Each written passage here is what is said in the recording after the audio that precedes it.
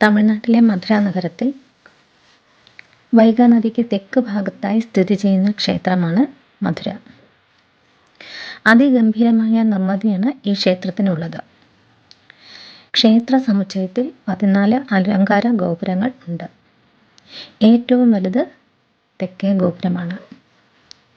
April May മാസത്തിൽ നടത്തുന്ന തിരുകല്യാണമാണ് ഇവിടുത്തെ പ്രധാന ഉത്സവം. സൗത്ത് ഗേറ്റ് വഴിയാണ് ഈ ക്ഷേത്രത്തിലേക്ക് ഉള്ള പ്രവേശനം. ദ്രാവിഡ വാസ്തുവിദ്യയുടെ മഹത്തായ ഉദാഹരണമാണ് ഈ ക്ഷേത്രം. മീനാക്ഷി ക്ഷേത്രത്തിലെ 1000-കാൽ മണ്ഡപം എന്ന വാസ്തുവിസ്മയം അതിപ്രശസ്തമാണ്.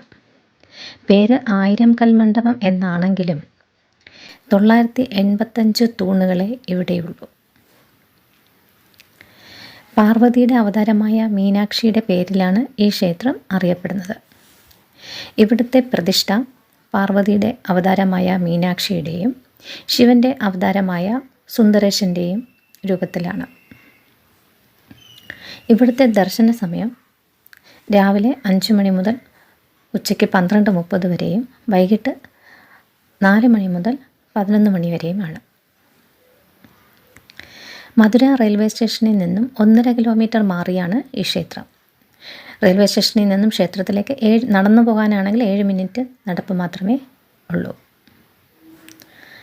ഈ വീഡിയോ ഇഷ്ടമായാൽ ഷെയർ ചെയ്യുക, ലൈക്ക് ചെയ്യുക, സബ്സ്ക്രൈബ് ചെയ്യുക.